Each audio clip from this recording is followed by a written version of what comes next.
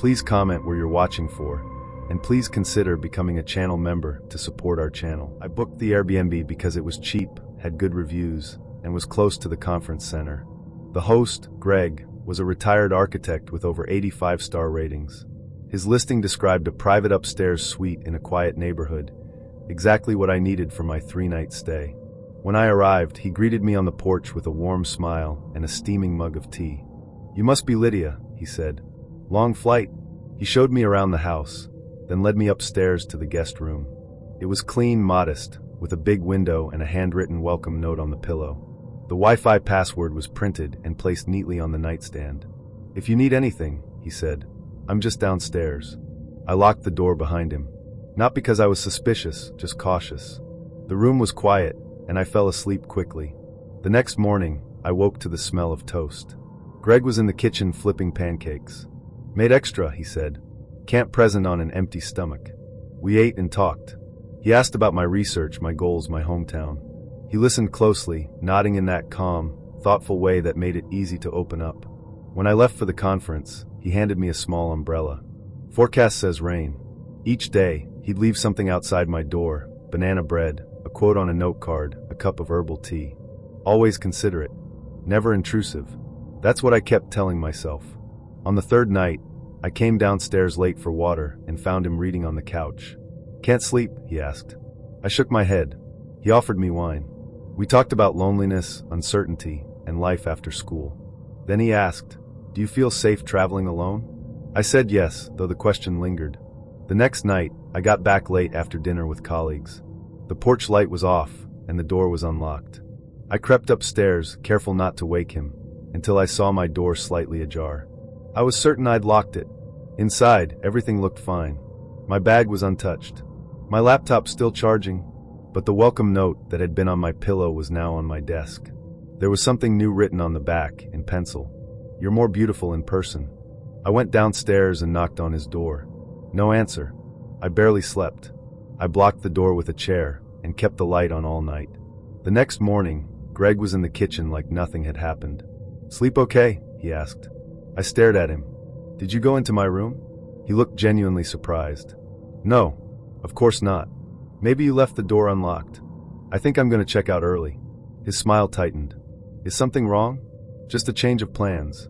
He nodded slowly. "Whatever makes you comfortable." As I packed, I opened the closet, something I hadn't done yet. Inside was a camera on the top shelf. A DSLR. Lens cap off. Pointed toward the bed. The battery light blinked red. There was no memory card. I didn't confront him. I didn't ask questions. I left. At a nearby diner, I called the police. Then I filed a complaint with Airbnb. I submitted photos. Wrote a detailed report. A few days later, Airbnb confirmed Greg's account had been removed. They refunded my stay. Offered a voucher I never used. The police followed up once. I gave them everything. I never found out what happened to Greg. Whether he'd done it before. Whether he was ever charged. But I still think about that camera. How long it had been there. Where the memory card went. And how danger doesn't always arrive with a threat. Sometimes it shows up with pancakes and poetry. I met Kevin on Hinge. His profile was full of shirtless hiking pics and captions like, "Looking for someone to share the summit with." I rolled my eyes at first, but he was hot, charming, and surprisingly funny in chat. We flirted, swapped Spotify playlists, and after 3 days of texting, he asked if I wanted to go for a hike that weekend. "Something scenic, not too crowded," he said. "I know this beautiful trail just outside the city. Total hidden gem." I hesitated. I'm not the go into the woods with a stranger type, but I'd already FaceTimed him. He seemed normal, confident but not pushy, and something about him made me want to say yes. So I did. We met at the trailhead Saturday morning. He was taller than I expected, broad-shouldered, with that scruffy, just-got-out-of-bed look that felt intentional. His voice was deeper in person. "Glad you came," he said, flashing a smile. "Hope you're not afraid of a little incline." I wore the good leggings, I joked. "Bring it on." The trail started easy, dirt path, dappled sunlight, birdsong overhead. We talked about music, bad dates, favorite travel spots. He made me laugh. He walked just ahead, glancing back every so often to make sure I was keeping up. About 40 minutes in, the trail narrowed. Trees thickened, and cell signal dropped to one lonely bar. He turned to me. "Let's take the side path. There's a lookout maybe 10 minutes that way." There was no sign, just a barely visible break in the trees. My gut whispered something, but I ignored it. "Sure," I said, trying to sound casual. The path was steeper here. Roots reached out like fingers. We stopped once so I could catch my breath, and that's when he pulled out his phone and said, "Signal's trash here. You should probably put yours on airplane mode to save battery." I smiled, but my stomach flipped. "Nah, I like to keep it on, just in case." He didn't push, just gave a half shrug and kept walking. But something shifted. His jokes got darker. He started asking questions that felt off. "Ever think about how easy it'd be to disappear up here?" I laughed nervously. Not really." He smiled. "You should. No one would hear a thing." I stopped walking. My pulse thudded in my ears. "Kevin, that's not funny." He turned back to me, face unreadable. "Relax. It's just a joke." I forced a laugh, but my body was on high alert now. I slipped my phone out of my pocket behind my back, just in case. "I think I'm good on the lookout," I said. "Let's head back." He didn't move. "You're not curious?" I stepped back. I'm more of a brunch girl than a true adventurer. Then he said, "You're not scared of me, are you?" I didn't answer. He stepped closer. "You're shaking." I took another step back and said, "My GPS shares my location with my sister. She gets an alert if I stop moving too long." His eyes narrowed. "Seriously?" "Yeah. She's kind of paranoid. But hey, better safe than sorry, right?" Silence. Then he smiled again. That same easy smile from the parking lot. "Okay, chill. I didn't mean to freak you out." He turned around and started walking back toward the main path. I waited a beat, then followed, slowly, keeping a good 10 feet between us, phone still in hand. We didn't talk much on the way down. When we reached the cars, I didn't wait for small talk. I waved, got in, and locked the doors. He stood there for a second, then walked to his own car with a shrug. I drove straight to a coffee shop, hands trembling, and sat in the parking lot until I stopped shaking. Then I blocked his number, deleted the app, told my roommate everything. I never heard from Kevin again. The first time my phone switched into red mode, I didn't even know it was a thing. It was a Tuesday mid-morning, right after I'd finished showering. I noticed the screen was dim but active, recording. But the camera app wasn't open. There was no red dot, no shutter sound, no preview window, just nothing. It was subtle enough that I thought I was imagining it. I tapped the screen. It flickered, then went black. When I unlocked it again, everything looked normal. But later that night, when I plugged it into my laptop, there was a new folder. Hidden, nested 6 layers deep in system files I'd never touched. Inside were 3 videos. Silent. Grayscale. No thumbnails. Just labeled with timestamps I didn't recognize. I opened the first one. It was footage of me. In bed. Sleeping. At first, I assumed it was from the night before, but it wasn't. The bedding was different. I was wearing the pink tank I threw away weeks ago. And the angle, God, the angle. It wasn't from the foot of the bed or from the dresser. It was from the nightstand. From my phone. I sat frozen in my chair, watching myself turn slightly, pull the blanket up, breathe. My face so close. Lips parted. Completely unaware. I didn't remember filming it. I didn't authorize it. I lived alone. My name is Riva. I work in tech support at a mobile service provider. I troubleshoot data loss, phone swaps, overheating. I'm not paranoid about security because I understand it. I know the permissions. I know how apps access your camera, your microphone, your contacts. There's nothing mystical about it, which made it worse. Because this wasn't spyware. It wasn't an app. It was part of the phone. I opened the second video. Same angle. Same lighting. But I wasn't asleep in this one. I was touching myself. Not in some performative way. Just quietly. Naturally. A private moment. A moment I didn't even remember doing. The idea that someone had watched this, watched me without me knowing. I couldn't breathe. I ejected the phone, deleted the files, and checked the software logs. Nothing. No third-party apps. No root access. No malware. Just a quiet little switch buried in the accessibility menu, under experimental modes. Red mode, enabled. That's all it said. No description. No support articles. I disabled it. That night, I kept my phone outside the room. Locked in a drawer. Face down. Wrapped in foil, because I wasn't taking chances. Still couldn't sleep. Still felt the lens on my skin. Still imagined the quiet hum of being watched. The next day, I brought the phone into work and ran every diagnostic I could. I dumped the OS. I rebuilt the architecture from a clean wipe. When it rebooted, the red mode toggle was still there. Still enabled by default. Still undocumented. I asked my coworkers. No one had heard of it. I checked forums, Reddit, dev sites, even old boards in the back alleys of hacker spaces. Nothing. Until I found one thread. Posted 6 months earlier. Username, proxy_89. The post title, hidden recording feature in certain retail devices? The post read, my girlfriend has been acting weird lately. Paranoid. Said her phone recorded her sleeping. I checked it. Found videos. Red mode buried under accessibility. She swears she didn't enable it. I disabled it. Next day it turned back on. She dumped the phone eventually. Switched to a burner. Here's the twist. I work at the store she bought it from. I know who handled her upgrade. It was me. The post was flagged. Comments disabled.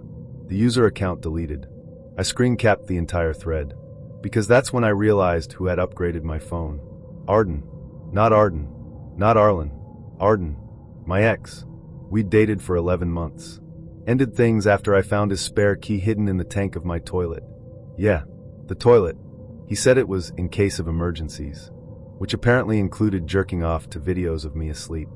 He worked at a phone store, had access to my account, knew my PIN, knew my upgrade window. I remembered now, he'd offered to help me get the best deal when I changed providers. I thought it was a kind gesture, a parting gift, but he'd sold me a pre-modified device, custom firmware, backdoor access, and somehow, the red mode wasn't connected to the cloud. It was storing everything locally. Every moment, every moan, every shift of fabric against skin. I wanted to throw up. I contacted law enforcement. They said unless I could prove he accessed the files or distributed them, they couldn't do anything. The law doesn't protect you from being watched, only from being touched. And I wasn't even sure anymore if the two were separate, because then I found the fourth video. I don't remember recording it, but it was recent, same comforter, same lighting. I was asleep again, but I was whispering. I turned up the volume, listened carefully. I was saying his name, over and over, softly, like I was dreaming of him. And then at the very end, barely audible, another voice. I'm closer now. I backed up the footage to an encrypted drive and smashed the phone with a hammer. Got a new device. From a kiosk I'd never used before. Used cash. Registered under a fake name. No backups. No transfers. No facial recognition. Burner SIM. I sleep with it in the freezer now. I sleep with the lights on. But every so often when I dream, I still say his name. And sometimes, I wake up with the memory of being filmed. Even though the new phone is off. Even though I unplug everything. Even though I switched apartments. Because this wasn't just about the device. This was about permission. And the worst part, I gave it. Not knowingly. Not in a click-through box or a user agreement. I gave it the moment I let someone like Arden teach me what intimacy meant. I let him see me. All of me. There's something about starting over that feels a little like undressing in front of someone for the first time. You want to believe they're not looking at your flaws. That the light is soft enough. That your past doesn't leave shadows. That's how I felt when I moved into Unit 4A. The place wasn't fancy, but it was mine, wood floors that creaked in a trustworthy way, a kitchen with just enough space for bad decisions, and a balcony that faced an alleyway full of rust and quiet. Perfect. I signed the lease without really reading it. Who does? I was desperate. The breakup had been volcanic. The kind that sends smoke up through your life for months. His name was Arden. If that already sounds like someone who ruins you softly, you're catching on. Arden was good with words. And hands. Especially hands. He was slow, deliberate. The kind of lover who memorized how you breathed. The kind of man who didn't raise his voice, even when he was trying to undo you. Which made it so much worse when the sweetness turned into surveillance. He was never violent. Just present. Too present. Like heat you can't trace. He had this thing about knowing where I was at all times, said it helped him feel connected. He'd guess my thoughts before I had them. Anticipate my moods. Ask questions that didn't sound like questions. I was flattered at first. That turned into guilt. Then suspicion. Then dread. So I left. I found the listing for 4A on a bulletin board at a coffee shop. No website, just a name and number scrawled in thick ink, landlord Tavius Huell. I didn't Google him. I didn't even think to. The rent was dirt cheap, the unit was available immediately, and I didn't want to give Arden even one more month of rent splitting. I wanted to be unreachable, invisible. The landlord was a man in his 50s with a voice like a tape recorder left in the sun. He barely looked at me, just handed over the papers and keys. "Read the lease," he said once flatly. I nodded. I didn't. The first few days were blissful. I slept like someone who had survived a war. No texts, no lingering glances, no more sitting in the bath wondering if I should smash my phone, just in case he was listening. Then I heard it. A knock. Not at the door, at the back wall. 3 soft taps, like fingertips. I froze, pressed my ear to the drywall. Silence. Maybe it was the pipes, or rats, or the neighbors. I didn't report it, didn't mention it. I just lit a candle and played something sultry to remind myself that I was alone, and that being alone was good. But the next morning, my coffee mug was gone. Not just misplaced. Gone. It was one Arden had bought me, a deep red ceramic one with the word "subtle" printed on the side. An inside joke. I figured I'd packed it wrong. Maybe left it in a box in the hall. Maybe left it behind during the move. Until I opened the hallway closet and found it, clean, on the top shelf. I hadn't put anything in that closet yet. When I lifted the mug, a small folded note fell out. The paper was thick, creamy, folded 3 times. It said, "Still fits in your hand just right." No name, no punctuation, just that sentence. I sat on the floor for 10 minutes, staring at the note like it would blink first. I checked the door locks. All engaged. I told myself someone on the building's staff must have found it while cleaning. Maybe the old landlord had passed it along. Maybe it wasn't Arden. But then, that night, the knocks came again. 3 taps. This time from the bedroom wall. Soft. Rhythmic. Like knuckles on skin. I barely slept. In the morning, I went over the lease for the first time. Read it line by line. And that's when I found it. Clause 6.7. Emergency access to this unit may be granted to registered secondary tenants or supervising family of the building owner, at their discretion, in the event of an unscheduled emotional or behavioral disruption. I blinked. Read it again. Emotional or behavioral disruption. What the hell did that mean? I called the number on the lease. Tavius answered. I asked him directly who had access to my unit. He paused, then said, "Only listed parties." I asked who those were. He said, "Emergency contacts only." You didn't list any, but the building manager may have discretion in tenant welfare checks. Who's the building manager? Family, he said. My nephew. I asked for a name. He said, "You know him," and hung up. I sat there, the mug still in my hands, ice-cold coffee inside. I knew who he meant. Arden. He was Tavius' nephew. They'd been close. I remembered now, he'd mentioned an uncle who handled properties in the city. I never connected it to my building. He knew I was looking for a place. He had let me find this one. I felt sick. I packed a bag that night. Booked a hotel for 3 nights. Told myself I'd sort it out later. Get a new place. Vanish for real this time. I left the next morning. Didn't look back. The hotel was standard. Beige. Forgettable. Perfect. Except when I undressed to shower, there was a note under my bra in the suitcase. Same thick paper. You still arch your back when you're nervous. I didn't shower. I didn't eat. I went back to the apartment in the afternoon, adrenaline overriding caution. Nothing was missing, but nothing was mine anymore. There were marks on the floor, faint, just beyond the bed. Like someone had stood there. Barefoot. The pillow smelled different. Like Arden. And the closet?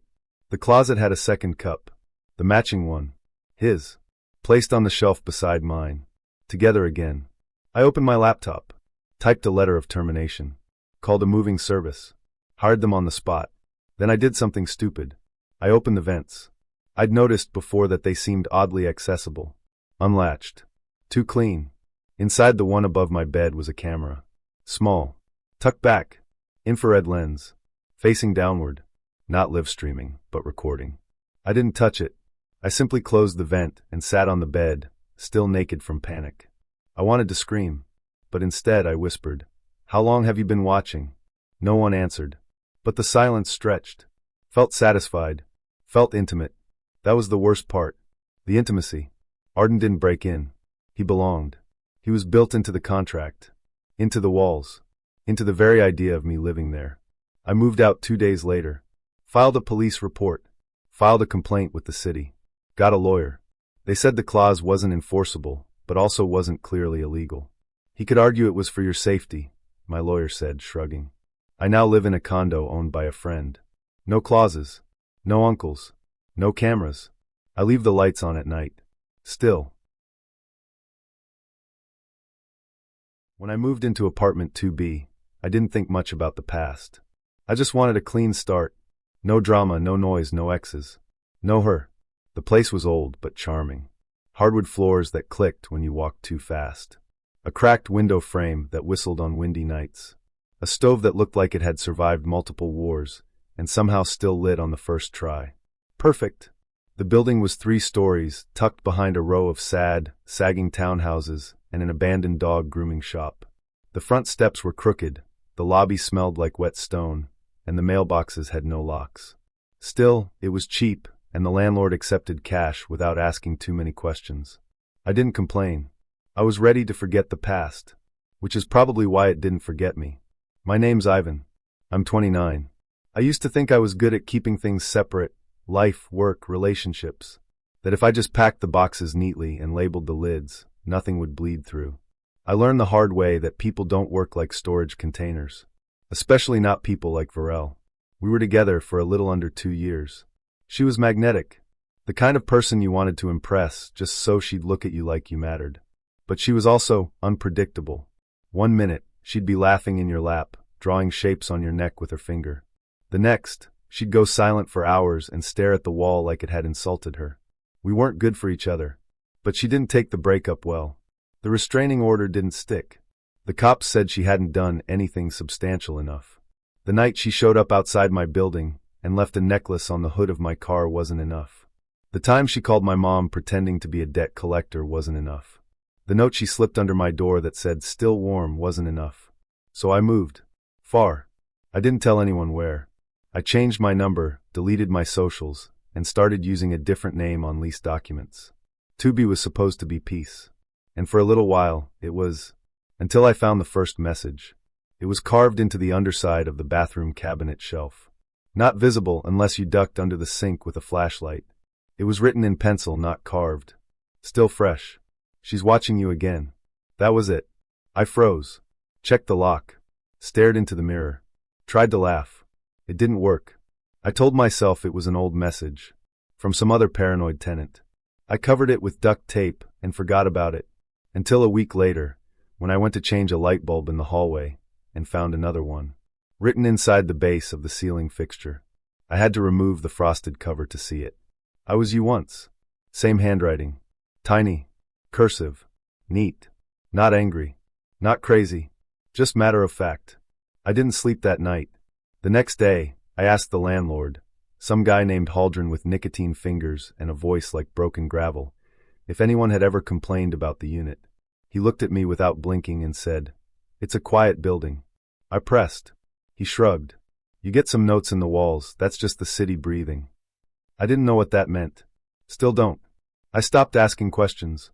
But the messages didn't stop. I found one behind the fridge. Another inside the linen closet door. They weren't all warnings. Some were observations. You hum when you wash dishes. You check the lock 3 times, not 2. You hold your breath during thunder. They weren't just messages. They were reminders. Someone knew me. Someone was tracking me. And they'd been here before. I started documenting them. Taking photos. Mapping the apartment. 23 messages total, all in hidden places. Not visible during a walkthrough. Only if you lived there. And that's when I realized something else. They weren't written all at once. Some of the handwriting looked newer. Fresher. Like someone had added them recently. I checked the building records. Didn't find much. But I did find a tenant list from a few years ago. Apartment 2B, occupied by A.V. Soren. Varel. She'd lived here before. Long before we met. Before I knew her name. Before she ever accidentally bumped into me at that bookstore. Before the curated meetings. The shared playlists. The inside jokes. She'd lived here first. And now, I had moved into her memory. That's when things escalated. I started hearing things. Not voices, just sounds. Shifts in the walls. Whispers of motion behind vents. The hallway light flickering at 3:14 a.m., even though the bulb was new. One night, I came home to find the front door slightly ajar. Nothing was taken. Nothing moved. Except one thing. On my pillow was a photo. Of me. Asleep. Same position. Same sheets. Same open mouth. It wasn't a printed photo. It was Polaroid. Still smelled of chemicals. The corner had handwriting. You looked more peaceful before. I didn't leave that night. I should have. But I didn't. I locked the door. Bolted the windows. Sat on the couch with a kitchen knife and waited for morning. At dawn, I heard a soft knock. Not at the door. At the wall. 3 taps. Same rhythm. Same spot as the first message. I pressed my ear to it. Heard breathing. No voices. Just breathing. I kicked a hole in the drywall. Found insulation. And another note. This one laminated. You can leave, but you'll still live in me. I moved out 3 days later. Didn't break the lease. Didn't ask for a refund. Didn't even pack everything. It started with the keychain. Not just any keychain, her keychain. The one with the chipped blue ceramic charm shaped like a fox. I bought it for her at a street fair the first month we dated. She clipped it onto her house keys, and I remember she said it was too ugly to lose. She laughed when she said it, and for a second I thought she meant me. After we broke up, I never saw it again. I assumed she threw it out with everything else that reminded her of me. That's what most people do. They burn the past or box it up for the next unlucky person to find. But 2 months ago, that same keychain was hanging from the light switch in my kitchen. No note. No message. Just hanging there, like it had always belonged to the apartment. I hadn't seen her in nearly a year. Not in person. Not online. We had a clean break. Or so I thought. My name is Leaf. That's not important. What matters is that I keep a very ordered life. I'm not one of those messy people who loses things and blames the furniture. I keep my toothbrush at a 45-degree angle from the sink. I align my shoes by brand. I vacuum the inside of my microwave. So when something appears where it shouldn't, I notice. The Fox keychain? I threw it in the trash. The very next day, it was back, this time on my coffee table. No one has a spare key to my place. I changed the locks after she left. I started writing things down. Times. Places. Taking photos before I left for work. Checking again when I got home. I thought maybe I was sleepwalking, that stress was making me reconstruct old items. But then came the hoodie. Her hoodie. Faded plum, a tear under the left armpit. She wore it constantly, especially when she stayed the night. I had forgotten what it smelled like until I touched it again. Faint perfume and old detergent. It was folded and left on the edge of my bed. That was when I stopped pretending this was a coincidence. I checked every window, every door. I bought a motion-activated camera and placed it in the living room, angled at the hallway that led to my bedroom and kitchen. I installed a door sensor and started locking the bedroom from the inside. The camera was set to notify me of movement. One night, at exactly 2:37 a.m., I woke to silence. No alerts. Just this deep, restless unease. I opened the app. The footage from 2:30 to 2:45 was corrupted. Every night after that, same thing. The same blackout at 2:37 a.m. I contacted the manufacturer. They told me it was likely interference. I asked what kind. They said it would have to be localized electromagnetic disruption, which only happens if someone is tampering with the device directly. That night, I sat up with a baseball bat and a flashlight and waited. I didn't hear a thing. No steps. No clicks. Nothing. But in the morning, there was a box at the foot of my bed. Unwrapped. Unlabeled. Inside were objects I had given her during the relationship. A candle I made her, a necklace with my birthstone, and most unsettling, a short story I had written her for our anniversary, one she swore she lost during a move. It was burned around the edges. Like someone had almost destroyed it, but decided it was worth keeping after all. I moved out the next day. Packed light. Left furniture, artwork, even books behind. I didn't care. I signed a 6-month lease in a new apartment complex with gated entry and a security guard. I didn't list a forwarding address. I didn't post about it online. But the gifts followed me. 1 week after moving in, I came home to find a dried flower pressed between the pages of my new journal. I didn't recognize it until I flipped back to an old photo saved on my phone. It was one I'd taken of her bedside table, back when things were good. The same flower. Pressed. Dried. Preserved. It was hers. I checked the footage. Again, 2:37 a.m., corrupted. I bought a new camera. Different brand. Hidden this time. No lights, no visible lens. The next night, I stayed at a friend's place. Left the camera running. I came back the next morning and checked the footage. At first, it showed nothing but a dark room. Then, at exactly 2:36 a.m., the door opened. 2 figures entered. One was her. The other was older. Taller. Long dark hair streaked with gray. Her mother. They carried a box between them. It was labeled in black Sharpie. It had my name on it. I paused the video and stared at the image. Her face was soft, calm, like she was helping her daughter move into a dorm room. My ex, Callus, was smiling. They opened the box. Removed a framed photo. It was of me. Sleeping. I don't remember that photo ever being taken. I didn't watch the rest. I deleted it. Not because I didn't want proof, but because I didn't want her to know I saw it. I didn't want to feed whatever performance they were staging. I filed a police report. They asked for evidence. I told them I had none. They said the same thing they always say. We can't do anything until something happens. But something had already happened. They were inside. I left that apartment 2 nights ago. I'm in a motel now, 5 towns over. The kind of place where the windows don't quite close and the tap leaks constantly. I brought nothing with me. And still this morning, when I unzipped my duffel bag to get a clean shirt, I found a tiny ceramic fox. Its tail chipped off. The ugly ones are the hardest to lose. My name is Aloan. I haven't slept properly since late March. Not because of work, not because of stress, but because I can't close my eyes without thinking someone might be watching. Might already be inside. I used to think I was just overreacting, but you only need to wake up once to find someone sitting at the edge of your bed to understand that fear can be very, very rational. I met him last spring. His name was Thayer.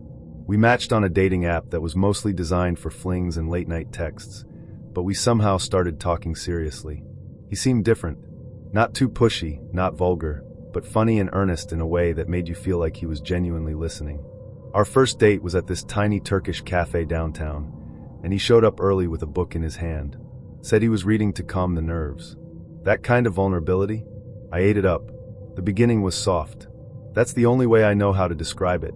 Thayer texted constantly, but not in a clingy way. He sent me playlists, checked in if I had a stressful day, brought me groceries when I had the flu. He called me Loey, and kissed my forehead like we were some indie film couple. I thought I had finally found someone who wanted to know me, not just own me. But slowly, almost invisibly, the sweetness started to feel heavier. If I took more than 10 minutes to respond to a text, he'd double text. Then triple. Then call. If I was out with friends and didn't send him a photo, he'd ask questions like, "Are there guys there? And you sure you're safe?" At first it felt like protectiveness. But it wasn't. It was inventory. He started showing up at my job. At first, it was sweet. He brought coffee. Just said he missed me. Then it turned into this pattern. Every time I mentioned plans that didn't involve him, book club, girls' night, even visiting my niece, he'd show up wherever I was. Not in a violent way. Just there. Quiet. Watching. I chalked it up to insecurity. Told myself maybe he'd been hurt before. Maybe he just needed reassurance. I tried to talk to him about it. About how it was okay to miss me, but not okay to monitor me. He cried. He actually cried, saying he just didn't want to lose me, that he'd do anything to keep us healthy. That word, healthy, became a lie we both started telling. It hit the final straw when he suggested we put trackers on each other's phones. Not find my friends. Not even location sharing. Trackers. Physical GPS chips, like what you put in a pet. In case something happens, he said. We could protect each other better. I ended it that night. I told him as gently as I could that I was suffocating, that I didn't feel safe anymore, that he had crossed a line. He didn't yell. He didn't argue. He just went quiet. The next day, his number was blocked. I deleted our threads, wiped the photos, even set my socials to private. For a few days, I thought maybe it was actually over. There was a brief, delicate peace in the silence. But then came the messages. Not from him, at least not directly.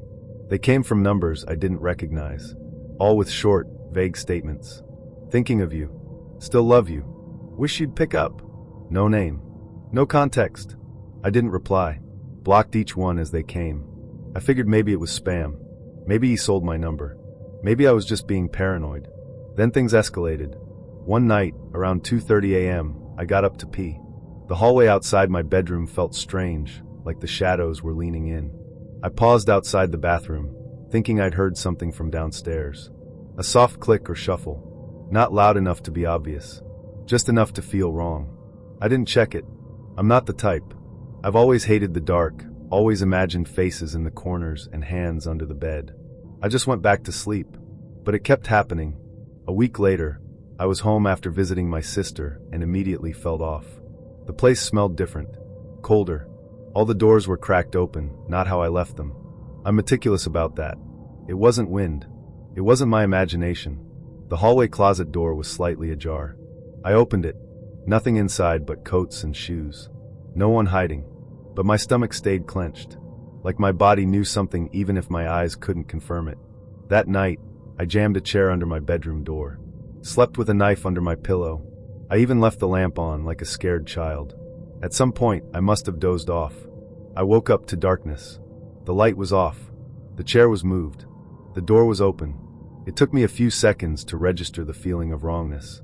The blanket felt tighter. The air felt still. Then I saw it. A silhouette at the foot of my bed. At first I thought I was dreaming. But when I blinked, it didn't vanish. It was real. A shape. Not just shadow. I could make out the outline of someone's head. Then I felt hands on my ankles. Light pressure. Caressing.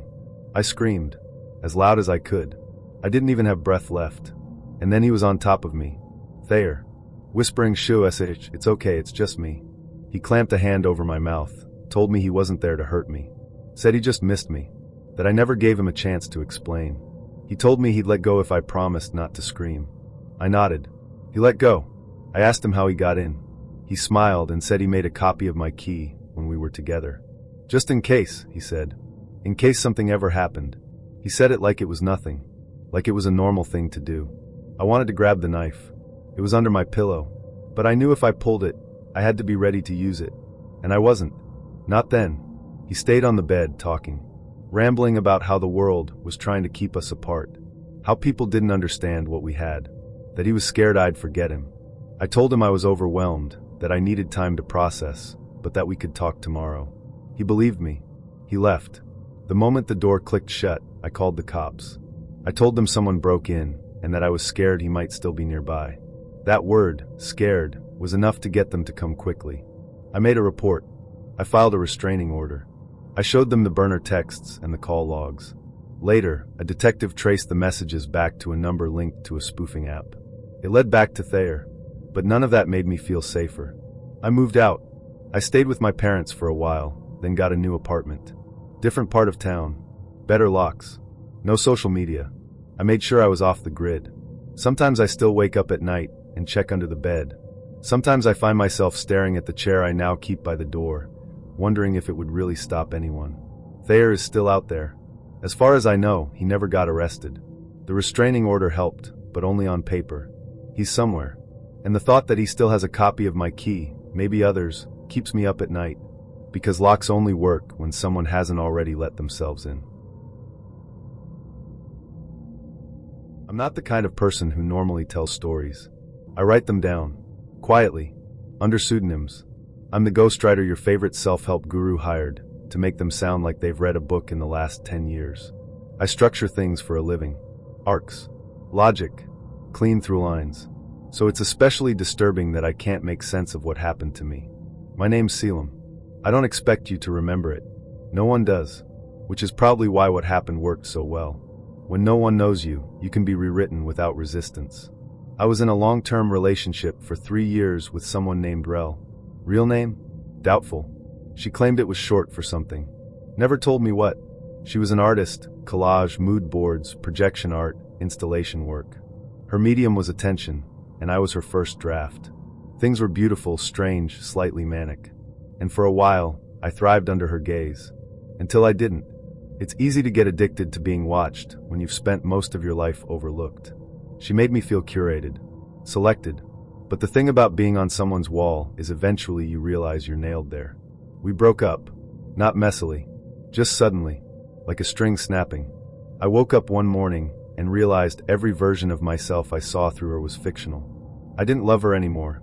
I loved who she told me I was. So I left. Quietly. No drama. Just a letter, a returned key, and a box of her things delivered via courier. I deleted my socials. All of them. Email too. Got a new number. Changed apartments. Left no forwarding address. I was gone. I thought I was safe. The first pinned image showed up 2 months later. It was taped to the inside of my front door. Small, 4 inches by 4. Glossy paper. A color printout. It was a photo of roasted sweet potatoes, arranged on a blue ceramic plate, garnished with dill. The lighting was golden hour.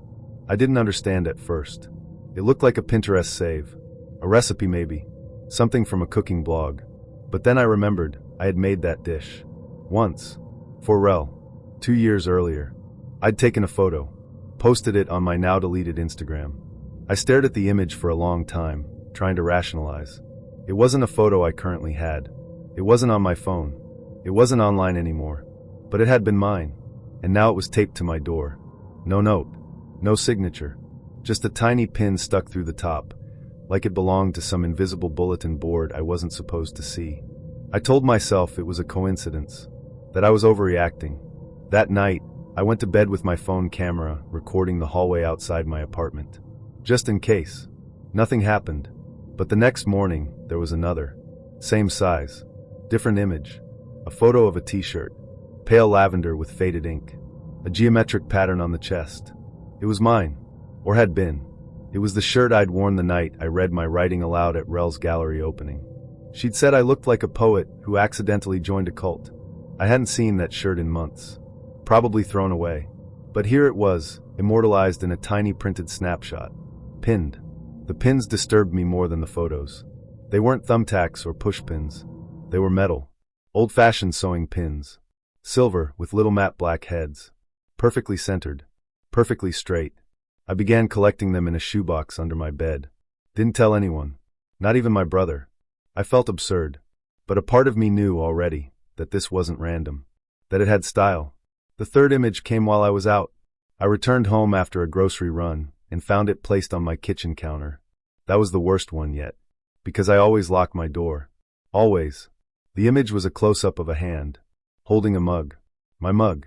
An ugly, chipped ceramic thing I bought from a flea market. And the hand wasn't mine. It was hers. I could tell by the tattoo, a line of Roman numerals down the index finger. A date I never asked about. I stared at that photo until I stopped breathing. She'd been inside. Not just recently, but while I was living there. She was curating me again. I didn't call the police. I should have. But what do you say? That someone broke into your home and left you memories? There was no damage. No forced entry. No fingerprints. Just a growing collection of images. The next was a meme. An old one. A cartoon fox staring into a void with the caption, "Me pretending I didn't see that red flag." I had once sent that to her as a joke after we fought about something stupid. She had laughed and said, "Too late, I already forgave your sins." I found that one on my bathroom mirror. The pin went through the glass. Not into it. Through. As if it had been pressed into a wall behind it that didn't exist. I started keeping all the lights on. Put masking tape on the windows. Set up motion sensors that lit up my hallway at night. She never came again while I was awake. But every morning, a new pin would greet me. Each image was more personal than the last. One showed my nightstand with the book I had finished the previous week. Another was of the exact breakfast I had made that morning, before I ate it. Not a replica. A photo. The final straw came 3 nights ago. I woke up to find my own face. Taped to the wall above my bed. Not a mirror. A photo. Me. Asleep. Mouth slightly open. Hand curled near my cheek. I had never seen that photo taken. Never had a camera in my room. I tore it down. I screamed. And for the first time, I spoke aloud to a room I knew was listening.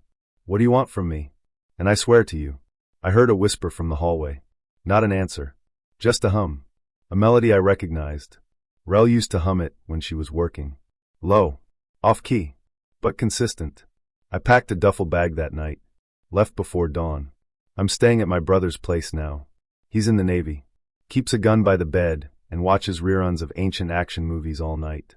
It feels safe. Not safe, but safer. Still. 2 nights ago, I opened his fridge to grab a drink. There was a note on the orange juice. It was a printed image. A collage this time, made of cut-out letters from magazines. It said, "You aren't you yet. I'm not done." And it was pinned, perfectly centered. Black head, silver shaft, the same kind I still find sometimes. Inside books, taped to mirrors, placed under my pillow. This is what it means to be curated, to be repackaged. Rel didn't want to ruin me. She wanted to refine me. A living mood board. A project that keeps breathing, no matter how many images she needs to pin down. I wasn't looking for anything serious when I met Elena. I'd just gotten into the habit of swiping in the evenings after work, half boredom, half curiosity. We matched, exchanged a few messages, and before long, our conversations moved past small talk. She was quick with a joke, asked questions that didn't feel robotic, and had a kind of energy that pulled me in. For our first date, we met at a small amusement park just outside the city. She wore a hoodie with a faded band logo, and had this backpack covered in pins and patches. We rode the Ferris wheel, shared a funnel cake, and talked about everything from awful horror movies to how she broke her wrist skateboarding last year. It felt easy, natural. I left that night thinking about her smile. That night, she sent me a picture of her cat curled up in a laundry basket. I replied with a dumb meme. It became a pattern, texts before bed, jokes throughout the day, little check-ins like we'd known each other longer than a few days. For our second date, she suggested dinner at an Italian spot downtown. It was a little more upscale than I expected, but I didn't question it. We met outside just after sunset. The sidewalk was still warm from the day, and the windows glowed yellow with hanging lights. Everything was going fine until we walked inside. I saw my ex, Mallory, bussing a table near the front. She looked up, saw me, and froze. I did the same. Elena noticed immediately. Her eyes followed mine, then narrowed. I tried to play it off, but when Mallory came over to drop off menus, it was too late. "This a joke?" Elena asked as soon as Mallory walked away. Her voice was low but sharp. "You bring me here to make a point or something?" "No," I said, hands raised. I didn't know she worked here, but she was already grabbing her bag and heading out the door. I followed her onto the sidewalk, trying to explain. She walked fast, didn't look back, and by the time I caught up, she'd already unlocked her car. "I don't deal with games," she said before slamming the door and driving off. I figured that was it. I sent her a couple texts. No response. I let it go. Then 10 days later, in the middle of a work meeting, I got a message from her. "Hey, can we talk?" I stared at my screen for a long time before replying. She said she was sorry for overreacting, that her last relationship had ended badly, and she assumed the worst. She wanted to start over. Make it up to me. She offered to cook dinner at her place that Friday. I said yes. She asked what kind of food I liked, if I had any allergies. I told her seafood lasagna was a favorite, something I hadn't had in years. Then I mentioned my nut allergy. I made it clear, like hospital-level serious. Not just I get itchy, but call an ambulance immediately serious. I told her I carried an EpiPen, that even trace amounts could set me off. She replied with a worried face emoji. "Don't worry," she wrote. "I'll be really careful. I promise." Later that night, she followed up with more questions. Which nuts were the worst? Did I have a reaction time? What was it like when it happened? I answered everything. It felt a little intense, but I figured she just wanted to be cautious. That Friday, I pulled up to her apartment just after 7. She lived in one of those older brick buildings with creaky stairs and a green door that stuck when you pushed it.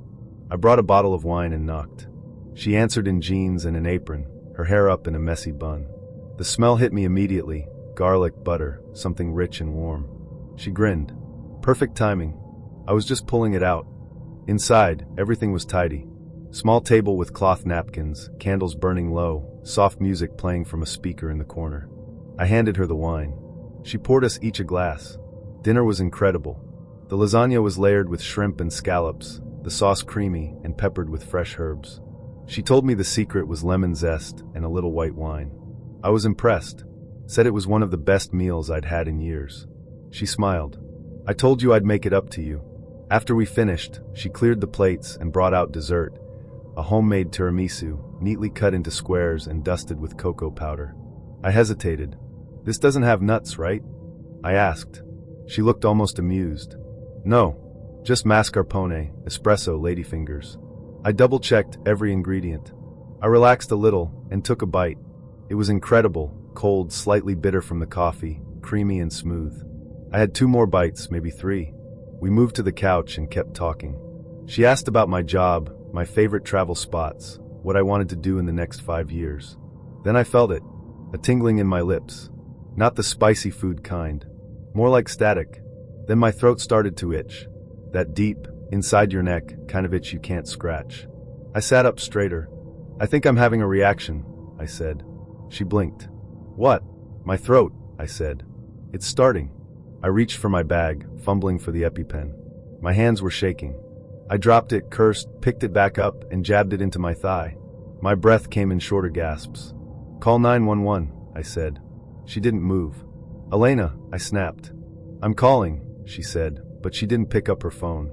She just sat there, eyes fixed on me, calm as ever. I couldn't wait. I stumbled into the hallway and pulled out my phone, punching in the numbers myself. I could barely speak to the dispatcher, but they understood enough. Help was on the way. I collapsed near the front door, gasping, heart pounding. My vision blurred around the edges. I could still see Elena in the doorway, watching, arms crossed.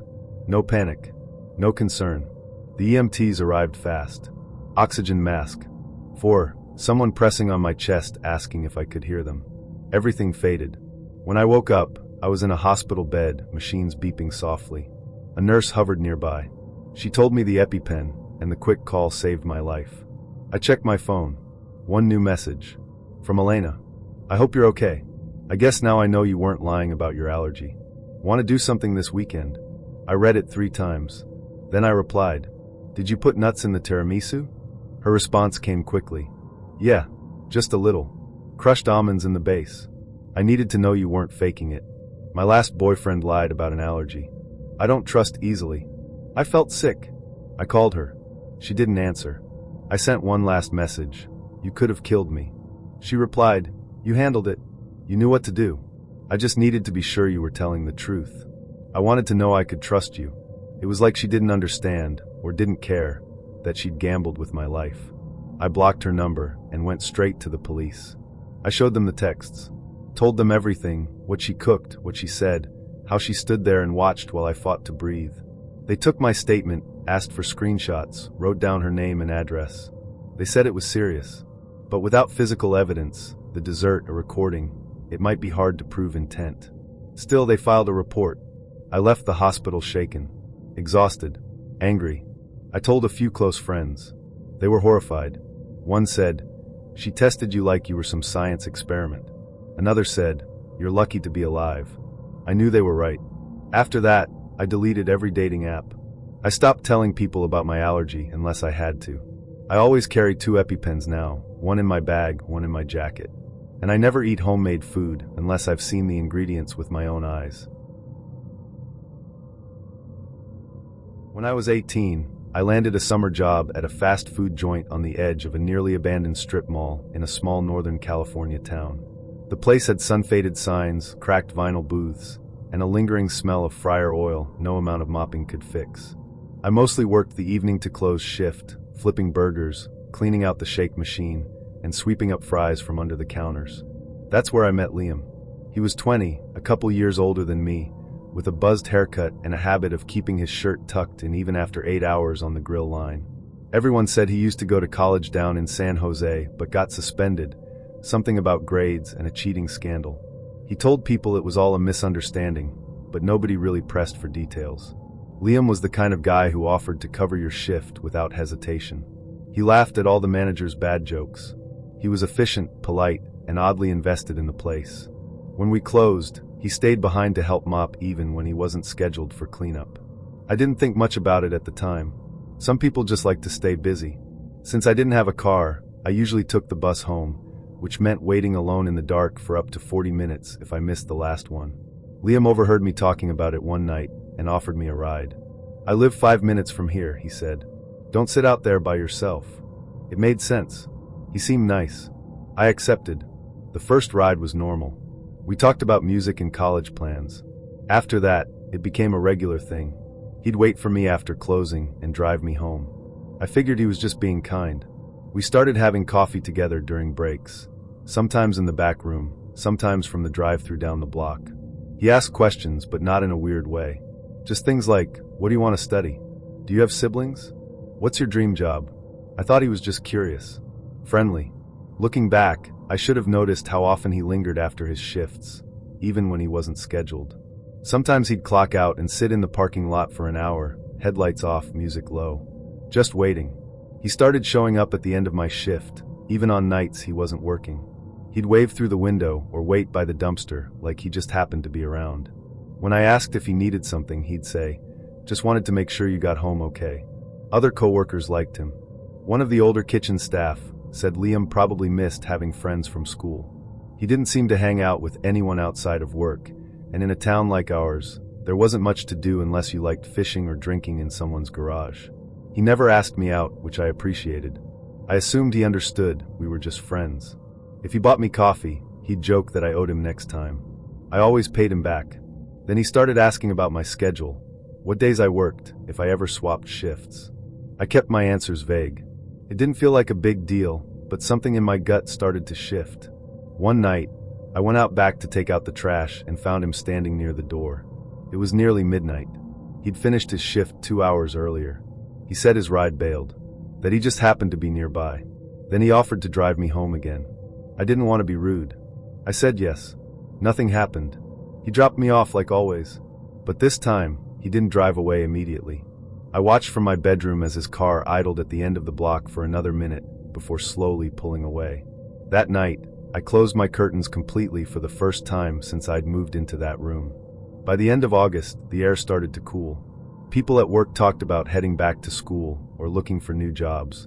Our manager organized a goodbye party, just pizza and cake at the park.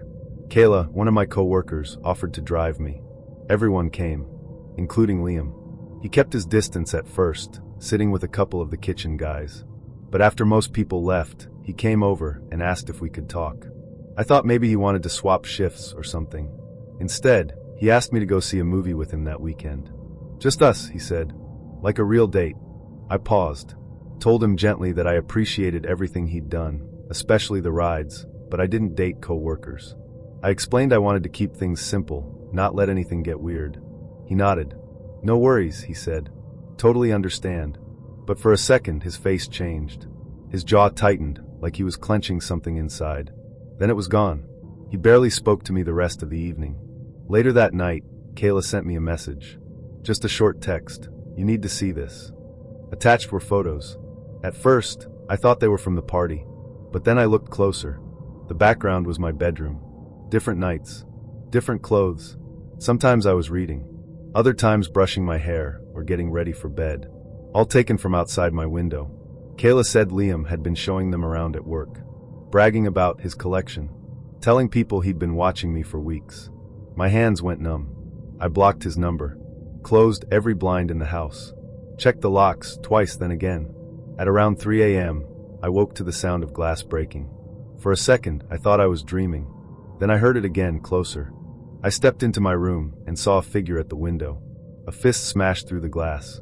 A hand reached inside, fumbling for the latch. I could see blood trailing down his wrist. I froze. Then I saw the metal glint of a knife in his other hand. I ran. Barefoot, no phone, just sprinted down the hall yelling for my parents. My mom came out of her room, confused. Then she saw my face. My dad grabbed the old baseball bat from behind the door and followed me back to my room. The window was wide open. Glass on the floor. Blood smeared across the sill. Whoever it was had vanished. The police arrived 15 minutes later. I told them everything about the photos, the rides, the weird questions, the night at the dumpster. My parents gave them his name and address from his job application. 2 hours later, the police called back. They'd found Liam at his apartment. He was bleeding, trying to wrap his arms in a towel. They found the knife in his backpack. Glass wedged into the soles of his shoes. He didn't deny it. Said he just wanted to talk. That I'd misunderstood. In his room, they found more photos. Some from earlier in the summer. A spiral notebook with notes about my work schedule, my family's cars, what time lights went off at night. He told the officers I was sending mixed signals. That I was playing hard to get. He said he'd been planning to come in through my window for days. Just waiting for the right moment. The detective told me I was lucky I woke up. Liam was charged with breaking and entering, stalking, and attempted assault. There was too much evidence to argue. The knife. The blood. The photos. The notebook. He pled guilty. He got 12 years. I never saw him again. But I had to testify. Had to describe the photos. The late-night rides. The way he stood outside the back door like he was waiting for something. The judge asked if I felt safe. I said, not really. After the trial, I went back to work for the last few weeks of summer. But I never rode with anyone again. When I left for college, my parents replaced my window with a reinforced one that locked from the inside. People like to joke that hotels are haunted, that all those stale, beige hallways are hiding secrets. Ghosts mostly. The old kind, dead honeymooners, murdered businessmen, weird kids with empty eyes and no footsteps. That kind of thing. But what I've learned is that sometimes, the worst hauntings don't come from the past. They come from people who are still alive. My name is Dirin, and I've stayed in a lot of hotels. Not for anything glamorous. I'm a territory rep for a surgical device company, which is just a fancy way of saying I drive around to clinics and try to sell scalpels to people with God complexes. I'm on the road more than I'm not. I've got status with every major chain and enough points to live rent-free if the food wasn't so depressing. I used to like it, the anonymity, the detachment. I don't anymore. It started in August, in a hotel off the 55 in a town you've never heard of. I checked in late after a 6-hour drive. The place was a chain, decently clean, and I'd stayed there twice before. I remembered the girl at the front desk, heavy eyeliner, name tag said Janalai. She asked if I wanted a bottle of water and an upgrade. I said yes to both. My room was on the 3rd floor, end of the hall. I remember that because I like end rooms. Fewer walls to share. I sleep light. Always have. No music, no TV. I need silence. I showered. Read a little. Locked the deadbolt and the top latch. I always double-check them. I even push a chair under the knob if the hotel looks sketchy. This one didn't. This one was normal. When I left in the morning to drive to my appointment, I noticed the Do Not Disturb sign hanging on my door handle. That would have been fine, except I didn't put it there. I always check before I leave. I don't use those signs. Housekeeping doesn't bother me, and the Do Not Disturb signs always remind me of crime documentaries. Still, I figured it was an honest mistake. Maybe I brushed it on while opening the door. Maybe someone else put it there as a prank. Whatever. I left. The day was long. Meetings, bad coffee, a half-lukewarm chicken Caesar wrap from a gas station. I got back around 7:30 exhausted. The room was untouched. Bed still made. Towels still damp. Housekeeping hadn't come. That's when it clicked.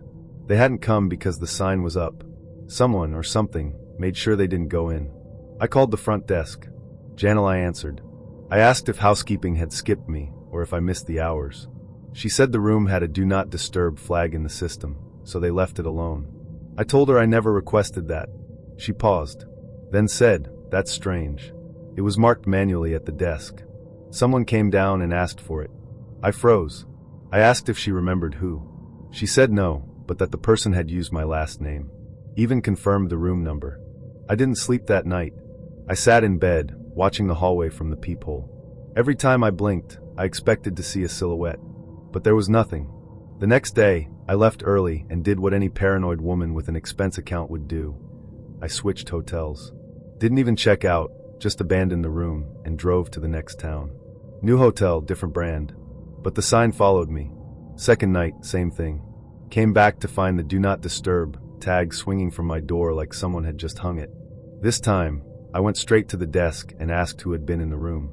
The manager, a soft-spoken guy named Alec, looked confused. He said the system showed a DND flag placed at 1:14 p.m. Again, manually marked. Again, under my name. I told him that was impossible. He checked the footage. Said he'd get back to me. The next morning, he called me down and showed me the tape. It was me. Or rather, it looked like me. Same jacket, same height, same walk. But the video quality was grainy, and the hair was tied back the way I never wore it. The person walked up to the front desk, leaned in, and said something. Then handed over an ID card. Alex said he hadn't seen the actual badge, just that it looked real enough. When I asked if I could see a close-up of the face, he said the camera had glitched right at that moment. Of course it had. I called my best friend, Mina. Told her what happened. She said, that's some single white female shit. I laughed. But only once. Because I hadn't told Mina where I was staying. And somehow, someone else knew. The next 3 hotels were the same. Different cities, different brands. But every time I left the room, the sign would appear. Sometimes before I came back. Sometimes after, as if someone knew I was watching. I started asking for rooms under fake names. Always used different credit cards, corporate, personal, even a prepaid one I picked up in a gas station. I deleted my travel apps. Booked by phone. Wrote nothing down. Still, the signs came. Sometimes they were tucked inside the room. On the desk. On the pillow. On the inside of the door. I left a trap one night. Taped a thread to the door frame and used my phone to record a time lapse. When I got back, the sign was on the door. But the thread was unbroken. The footage? Stopped at 2:13 a.m. Restarted at 2:21. That missing 8 minutes still sits in my mind like a stone in my throat. I should have quit traveling. I should have told the police. But there's this thing that happens when you feel crazy. You start hiding it. Not because you don't want help, but because you're afraid no one will believe you. Or worse, that they will, and you'll never be left alone again. The next hotel was my breaking point. It was a conference center in Galleon City. Tall, sterile, too many elevators. I checked in under a fake name, even Arlo. Gave a burner number. I even asked for a room with no connecting door. The clerk handed me the key card and said, "We've already got you set up. Your coworker checked in earlier." I blinked. "What coworker?" She hesitated. "He said he was part of your event team. Showed ID. Claimed you wanted adjoining rooms." I asked to see the ID. She said she couldn't disclose guest info. I demanded to see the security footage instead. She called security. They took me into the back office. I watched the screen. It wasn't a coworker. It was my ex, Talon. We hadn't spoken in nearly 8 months. We'd ended things ugly. He didn't like when I said no. Didn't like when I called his jealousy what it was. Pathetic and controlling. He once said, "You don't understand what you're walking away from." I told him that was the point. And now here he was, on screen, wearing a hotel uniform, sliding a key card across the front desk, smiling, not at the staff, at the camera, like he knew I'd be watching. They moved me floors, brought in a hotel cop to walk the hallway. I sat in bed with a steak knife from room service and a desk lamp left on all night. I kept whispering to myself, "He can't be in here. He can't be in here." But at 2:26 a.m., I heard my door handle twitch. Just once. Then silence. The camera I set up didn't catch a thing. But I know he was there. I left before dawn. The police were notified. A restraining order was filed. They found proof of him impersonating staff using fake credentials. Said he used to work hotel maintenance years ago. Still had old polos and name tags. Said it wasn't technically illegal unless he used force or entered a room without consent. I don't sleep in hotels anymore. Not without wedging a chair under the knob and leaving something loud by the door. I tape every vent, check every mirror. He hasn't been caught yet. I'm a realist. That's not code for boring. I just don't do ghosts, astrology, or energies. I believe in data, patterns, what I can measure. That probably makes me sound like a walking BuzzFeed quiz titled, "Are you emotionally unavailable?" But I'm fine with that. The world has enough people chasing vibes. Someone needs to check the Wi-Fi password and back up the hard drives. Which is exactly why I never expected my own phone to turn against me. My name is Senna, and I don't scare easy. But I haven't slept in 6 days, not properly. And if you think that sounds dramatic, you've never woken up to audio of someone breathing in your bedroom while you were asleep. Let me explain. It started with a stupid app. Not some cursed file from the dark web. Just a well-designed, AI-powered sleep tracker called Sleeper. It was trending for a while. Track your dreams, see your REM cycles, record your nocturnal noises. That kind of thing. I downloaded it because I'd been having nightmares. Nothing paranormal. Just the usual stressed dreams, teeth falling out, missing a flight, accidentally texting my boss something filthy. The app worked. Too well. It had this feature that recorded sound whenever movement or noise was detected during sleep. I thought it was cool to hear myself muttering nonsense like peanut snakes or unplug the moon. Made me laugh. Gave me something to send to my friends. Until I heard the whisper. It was the 4th night. The recording started like all the others. A little static, some rustling as I turned over. Then, clear as anything, my name. Senna. Male voice. Close. Too close. I sat up so fast I gave myself a cramp. The timestamp was 3:13 a.m. I checked the door. Still locked. Windows shut. No signs of entry. I figured maybe it was an audio glitch. Maybe it picked up a sound from the hallway outside. Thin walls, weird acoustics, it happens. I told myself that. Until it happened again. Different night. 3:11 a.m. Same voice. Don't hang up. Except I wasn't on a call. The app was the only thing running. The phone was on airplane mode. I played it again. Don't hang up. It was a whisper. But firm. Like someone giving instructions through clenched teeth. I stopped using the app for 2 nights. Deleted the old recordings. Turned off my phone at night. Then the dreams came. Vivid, too vivid. Dreams where I woke up, but couldn't move. Dreams where I was being watched. Where someone was inches from my face. Smiling. Not cruelly, but like they knew me. I chalked it up to stress. Anxiety. I've had my share of breakdowns. My ex, Leor, used to say I intellectualized my feelings until they died of loneliness. He wasn't wrong, but he also once installed a GPS tracker on my bike without asking, just in case. So his judgment's questionable, which is what made me think of him again. Because the voice in the recordings? It sounded just like him. Same soft rasp. Same fake calm tone he used when he was trying not to snap. I hadn't spoken to Leor in almost a year, since I ended things and changed my number. Last I knew, he was working tech support for some shady crypto startup and ghosting therapy like it owed him money. I did something stupid. I downloaded the app again. Sleeper had a cloud history feature. I didn't realize that. It pulled back my old data. The recordings I thought were gone weren't. They came back. There were more than I remembered. A lot more. Each one had a timestamp around 3:11 to 3:15 a.m. Each one featured a whisper, a rustle, or the faint sound of something breathing. Not snoring. Not animal-like. Intentional. I sat there in my dark apartment, scrolling through 37 separate entries that had never been reviewed. And then I found it. The last one. 3:13 a.m. The recording started with the usual shuffle. Then Leor's voice. Clear. Confident. Calm. I told you I wouldn't leave. I paused. Rewound. Played it again. Same cadence. Same tone. This wasn't from our old calls. I hadn't backed those up. I hadn't recorded them. And I know he didn't say that to me in person. He'd never been back in my apartment since the day he moved out. He wasn't even supposed to know where I live now. I opened the app settings. Dug into the metadata. The audio wasn't edited. It was captured live. And the file creation matched the date I'd woken up feeling like someone had been near my bed. I remember that night. I'd even lit a candle because the darkness felt heavier than usual. I went to the police. Told them I thought someone had broken in.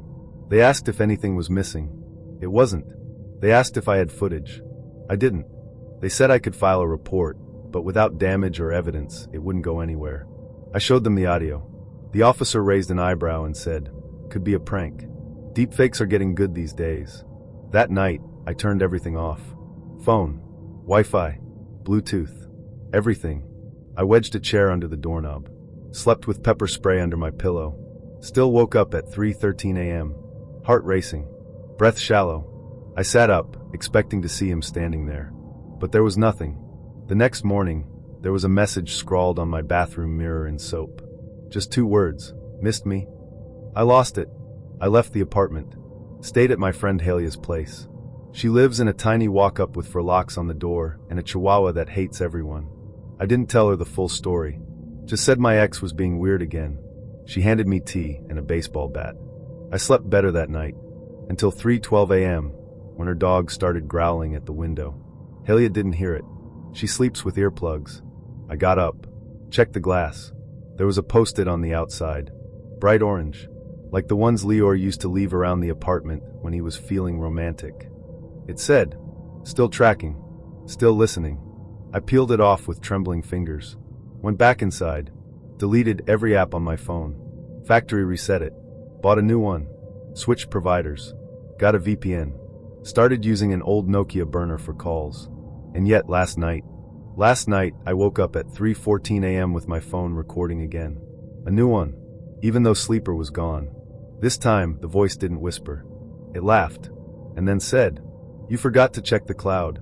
I didn't even finish listening. I smashed the phone. Bought a flip phone. Burned the SIM. I still don't sleep well. Because when I close my eyes, I remember what he once said to me, during a fight back when things were still fixable. He said, "People think the worst thing is being watched. But it's not. It's not being able to prove you were. And now I get it. Because if someone records you while you sleep, if they hide in your life like background noise, if they whisper instead of scream, there's nothing to point to, nothing to show. Just your own pulse racing at 3:13 a.m., waiting for a voice that might already be inside your head. I met Brad at a friend's birthday party, of all places. He wasn't my type, flannel shirt, hiking boots, that whole I live for the outdoors vibe, but he was polite, asked interesting questions, and didn't stare at my chest the whole time. He texted me the next day, and kept texting. Thoughtful messages. Not too frequent. Just enough charm to pull me in. A week later, he asked if I wanted to go on a hike. I know this trail up in the hills, he said. Private. Gorgeous views. No tourists. I hesitated. How long is the hike? An hour up, but we can take our time. I'll bring snacks. It sounded harmless. And I liked the idea of being somewhere quiet after the crush of city noise all week. So I agreed. He picked me up on Saturday in a spotless old Jeep. Said he'd packed fruit, granola, and something sweet for the top of the trail. I laughed and asked if that was a euphemism. He smirked but didn't answer. The trail was beautiful, I'll give him that. Golden light filtered through the trees, and the air smelled like pine and warm stone. He walked close beside me, occasionally brushing his hand along my arm, my waist. It was subtle but deliberate. You ever hike with someone you're into? He asked halfway up. I shrugged. Not really. He smiled. First time for everything. When we reached the top, he laid out a small blanket and opened the snacks. We sat side by side, drinking lukewarm bottled water and watching the sun start to dip behind the trees. That's when the conversation shifted. I like that you're different, he said, brushing a crumb off my knee. Different how? You just seem untouched. I blinked. What?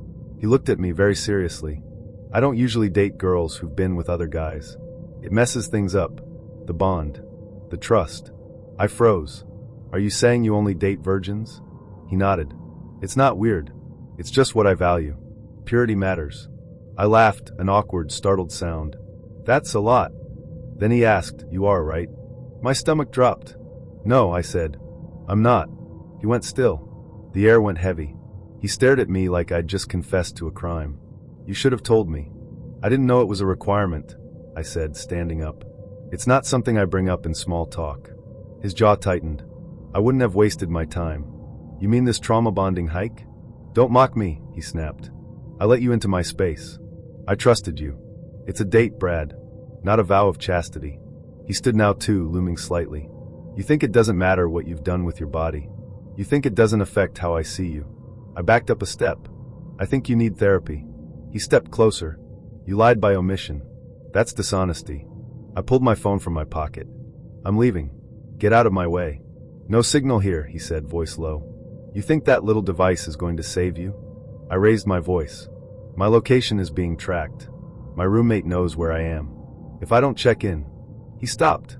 His eyes flicked to my phone. I kept going, bluffing hard. She has the trail name. Your license plate. Everything. We stared at each other in silence for a long moment. Then he stepped back. Unbelievable, he muttered. Girls like you ruin everything. I didn't respond. I just walked. Fast. I didn't look back until I reached the base of the trail, where a family with 2 kids was just starting their hike. I waved at them like I knew them. Brad never came down behind me. I don't know if he stayed up there or took another path, but I never saw him again.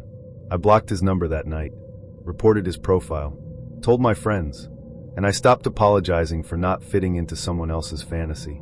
Because if your love has conditions, it isn't love. We met at an open mic night. I was there with friends, sipping a warm gin and tonic, and pretending I wasn't nervous about reading my poetry. David took the stage 2 people before me. He read something short, sharp, and a little too confident. I don't remember the poem, just the way he looked while performing, like he was used to being listened to. Afterward, I was outside catching my breath when he stepped up beside me. You read beautifully, he said. I thanked him, flattered and flustered. He had a quiet voice, the kind you lean into. His eyes were dark, and he wore a threadbare hoodie like it was a uniform. We talked for 30 minutes in the cold. He told me he was a high school English teacher, said poetry kept him sane. I told him I was between jobs and figuring things out. You've got a calm energy, he said. I like that. We exchanged numbers. By the end of the week, we'd gone on 2 dates, and by the third, we hooked up in his apartment. It was clean but lived in, with stacks of books on every surface and a record player spinning old jazz in the background. He made me tea afterward. Didn't rush. Didn't push. He was thoughtful in bed, attentive, even sweet. Not the kind of guy you expect to have anything to hide. We kept seeing each other, once or twice a week, always at his place or out in the city. He never asked to see mine, never pushed to meet my friends. I didn't mind. I liked how insulated it felt, like we existed in some quiet bubble where everything was just about us. One night, about a month in, we were curled on his couch after sex, half-dressed and lazy with red wine. He asked about my worst date. I told him about a guy who brought his mom to dinner. He laughed, then said, "You want to hear something worse?" "Sure." He leaned back, swirled the wine in his glass. "Last year, I had a weird thing with a student." I blinked. "Wait, what?" She'd graduated already. Wasn't my student anymore. But yeah, it happened. We hooked up a few times. I sat up straighter. "How old was she?" 18, he said. "Barely. But legal." I didn't say anything. "She was the one who came onto me," he added. "You know how intense girls get when they think you're the only person who understands them?" I stared at the floor, trying to keep my voice steady. "And your school never found out?" He shrugged. "There were rumors. She got dramatic near the end. But I denied everything. Nothing came of it." I set down my glass. My stomach flipped. "You don't think that's a little messed up?" He looked at me, eyes suddenly sharp. "I didn't groom her, if that's what you're thinking. She was obsessed. I just gave in." That's when the room changed for me. Everything that had felt quiet and safe now felt suffocating. I left early that night, said I had a headache. He kissed my cheek and said, "Don't judge me too hard. You don't know the whole story." But I didn't need more details. I knew enough. The next morning, I called a friend who worked in education policy. Told her what I'd heard. She connected me with someone at the district office. I filed a report. 3 days later, I got a call from a detective. I gave a full statement. They said it wasn't the first time they'd heard David's name. He was placed on administrative leave within a week. I never heard from him again. I don't know what happened with the investigation. I stopped checking. But I still think about that moment on the couch, the ease with which he told me, the flicker of satisfaction behind his eyes when he described her obsession. And I think about how close I came to missing it, how easy it is to confuse charm with character, how quickly something consensual can unravel into something predatory. I wasn't the victim, but I still had a choice, and I made it. The first time I met David, I was looking for a copy of The Bell Jar.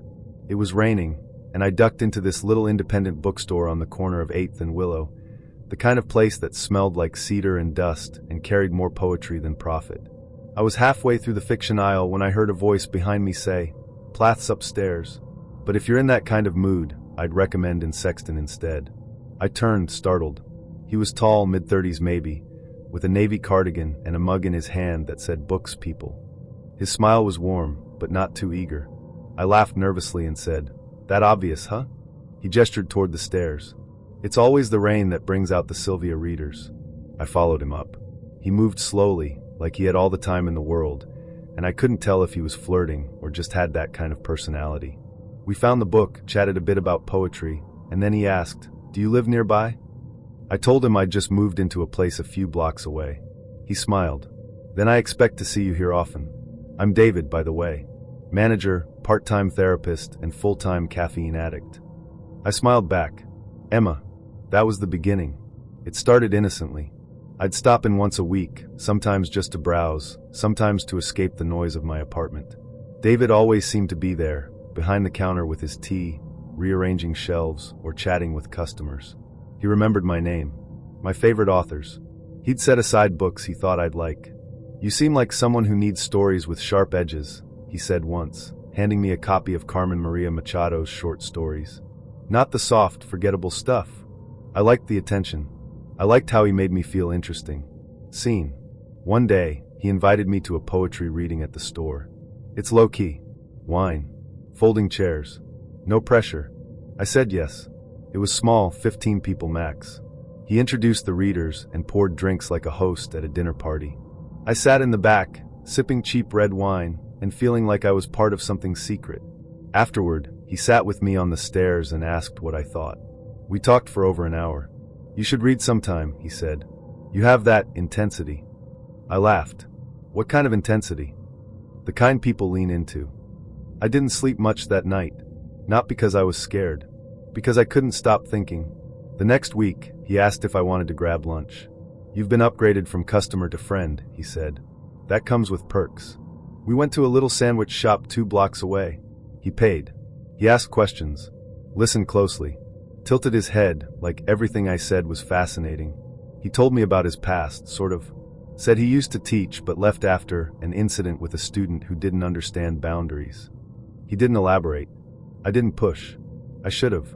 Over the next month, the visits became more frequent. I'd stop in after work, and somehow we'd end up talking until close. He started texting me, recommendations, jokes, questions. Always thoughtful. Always just the right amount of attention. Then one night, I came in and he locked the door behind me. "We're closing early," he said. "Just too tired today." I froze for a second, then nodded. "Okay." We sat on the floor between the shelves, drinking tea and talking about loneliness. He told me he didn't really date. That most people weren't worth the effort. "You're different though," he said, looking at me over the rim of his mug. I looked away. "I'm not sure what that means." He smiled. "It just means I notice things." I left soon after, heart pounding. I told myself it was harmless. That maybe he was just intense. Eccentric. A little lonely like me. That weekend, he showed up outside my apartment. "I was in the neighborhood," he said, holding a small paper bag. "Thought you might like this." Inside was a copy of a book we'd talked about once, weeks ago, and a small jar of lavender tea.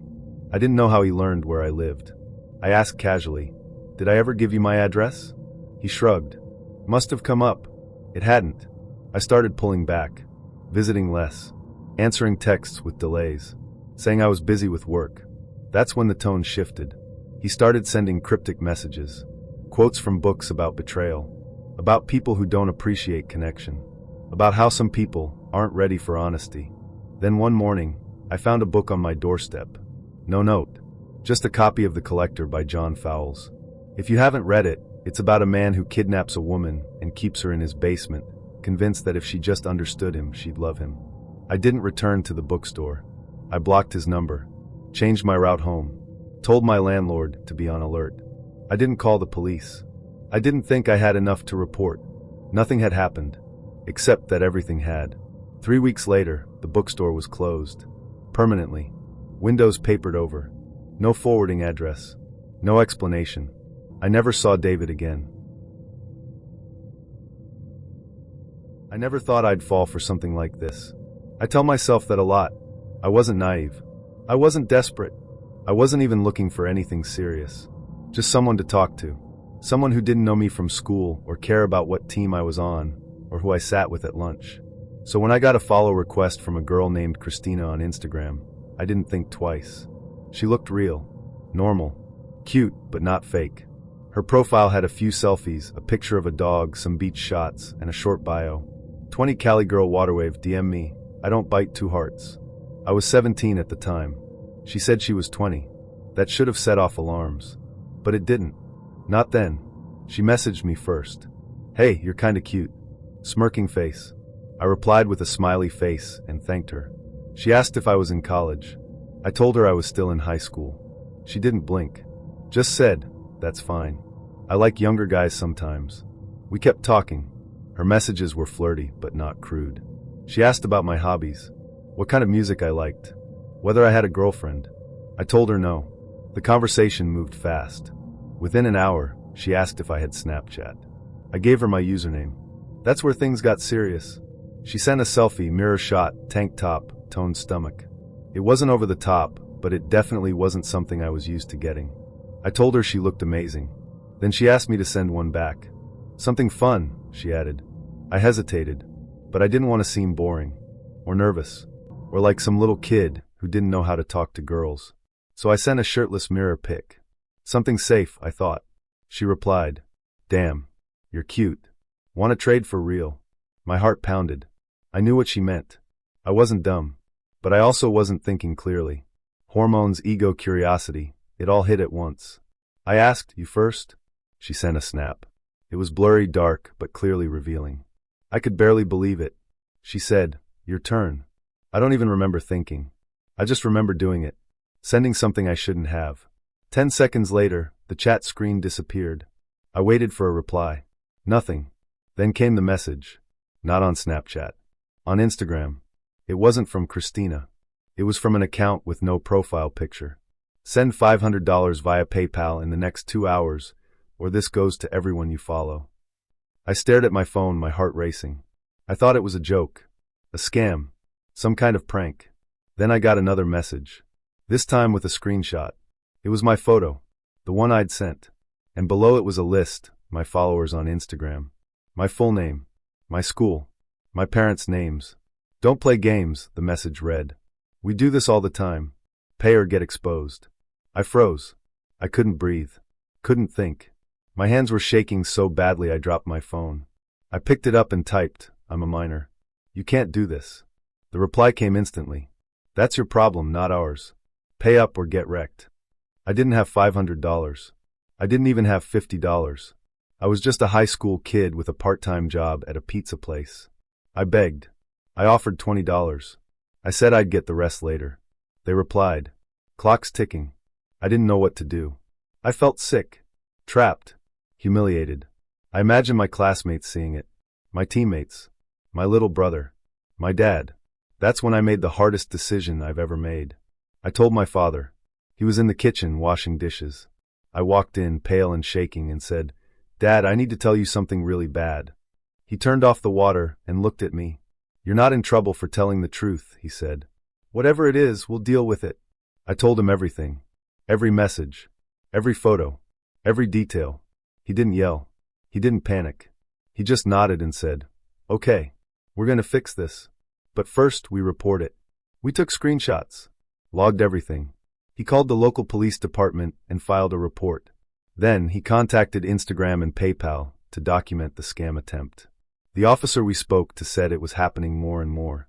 That these groups, usually operating overseas, target teenagers pretending to be girls, luring them into sexting, then extorting them. They're professionals, he said. They have scripts, timers, backup accounts. They don't care how old you are. I asked what would happen if I didn't pay. They might send it, he said. But most of the time they don't. They just move on to the next victim. I deleted every account. Changed my phone number. Shut down Snapchat. Went completely offline for 2 weeks. They never sent anything. Or if they did, no one ever told me. I went back to school expecting whispers. Stares. Something. But nothing happened. Life moved on. But I didn't forget. I still haven't. That experience changed how I view the internet, how I view trust. I don't talk to strangers online anymore. I don't flirt for fun. I don't send anything I wouldn't want printed out and taped to the school bulletin board. Some nights, I still think about that one message. Your turn.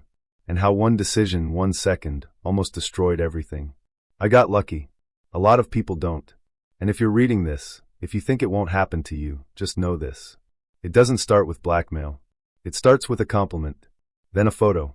Then a choice you can't take back. My first real online friend was a guy named John. We met on Discord during my sophomore year, in the middle of a chaotic Call of Duty match where it seemed like everyone was either yelling or dying in the dumbest ways possible. Except him. He had a calm voice and sharp instincts. He wasn't barking orders or throwing tantrums, he just played smart. I had a mic, he had a mic, and we ended up laughing after we wiped the other team in a surprise comeback. Then he sent me a friend request. I accepted without thinking much of it. At first, it stayed in the realm of gaming. We'd hop on after school, run duos, or join random squads. He was good, fast, strategic, and funny in a dry, sarcastic way that made me laugh harder than I should have at 11 p.m. on a school night. He'd send me memes, playlists, TikToks featuring glitchy game footage. It felt like a normal friendship, one of those digital ones that grow naturally when two people just click. He told me he was 17, a junior like me. Said he lived in Oregon and had been homeschooled for a while because of family stuff, though he didn't offer specifics. I didn't press it. I figured we all had our things. We started talking outside of games, messaging during the day, joking about teachers, homework, annoying classmates. He was easy to talk to, And when you're a teenage girl in a small town where you've known the same group of people since kindergarten, someone new can feel electric. He started using nicknames for me. Nothing creepy, just partner, teammate, champ. I did the same. It became a thing, like our own little joke. Then he started asking questions. At first, they were harmless. What's your favorite band? How do you take your coffee? Have you ever been in love? Then they got more personal. Do you ever feel invisible at school? Do you wish you could erase everything and start over? I told him sometimes, yeah. I think every teenager has those days. He said he felt like that all the time. He told me he didn't really have friends, that people thought he was too much or weird. I tried to be supportive. I sent encouraging messages, funny gifts, little things to cheer him up. That's when the messages started getting heavier. He'd say things like, "You're the only one who really sees me," or, "If I didn't have you, I'd probably stop trying." I didn't know how to respond. I was flattered and scared at the same time. A part of me felt responsible, like if I didn't respond, something bad might happen. Another part of me felt trapped. Then came the first drawing. He sent it in a message late one night. It was a pencil sketch, shaded, detailed, kind of haunting. It showed two people standing back to back, holding weapons, surrounded by shadows. I realized one of them looked like me. The other looked like him, at least based on the photos he'd sent. "I drew us," he wrote, "fighting through the world together." I stared at it for a long time. I didn't know what to say. I finally replied, "You're really talented." He sent a smiley face and said, "I've drawn you before. I just didn't show you." That sentence sat in my stomach like a stone. After that, he got more intense. He'd message me constantly, even during school hours. If I didn't respond right away, he'd follow up with a string of question marks. Then, "Are you mad at me? Or did I do something wrong?" I tried to set boundaries. I told him I couldn't always be on my phone, that I had classes, homework, a life outside of Discord. He said, "I just miss you when you're gone." Then he started getting possessive. One day, I mentioned a guy in my chemistry class who made me laugh. John didn't respond for a few minutes. Then he wrote, "I don't like when you talk about other guys like that." I replied, "He's just a classmate." "It's not like that," he said, still. "You don't need anyone else." I started pulling back after that. Not ghosting, just being less available. Shorter replies. Delayed responses. I figured he'd get the hint. Instead, he doubled down. He sent me a playlist titled "For Us." The thumbnail was that same drawing of us back to back, only now the shadows had faces. They looked like my classmates, my friends, my teachers. I stopped listening after the second track. Then he started talking about visiting. "I want to meet you," he said. "Face to face. No more screens." I told him no, that I wasn't comfortable with that. He said, "Why not? Don't you trust me?" I told him it wasn't about trust, that I just wasn't ready. He didn't reply for hours. When he finally did, it was one sentence. "If you won't let me in, maybe I'll find my own way." I felt cold all over. The next morning, I found a printed copy of the sketch taped to my locker. No note, no explanation, just the drawing. I looked around, trying to convince myself it was a coincidence, that maybe someone else drew it. But I knew better. I skipped lunch and went straight to the school counselor. I told her everything, from the first game to the messages to the locker note. She listened carefully, her expression shifting from polite interest to concern. "Do you know his real name?" she asked. "Just John." I gave her the Discord handle, the email, the screenshots. She called in the vice principal, then the school IT guy. Within an hour, they had pulled up more than I thought possible. John wasn't 17. He was 22. His name wasn't even John. He lived in a neighboring state and had a history of being banned from online platforms for harassment. He'd been kicked off multiple Discord servers for inappropriate behavior toward younger users. That night, my parents had a long talk with the police. They traced the IP address, opened an investigation. I was told not to contact him again, not to respond if he messaged me. Just document everything and report it. I changed my usernames, deleted old accounts, switched to private profiles, but for weeks, I felt like he was still watching.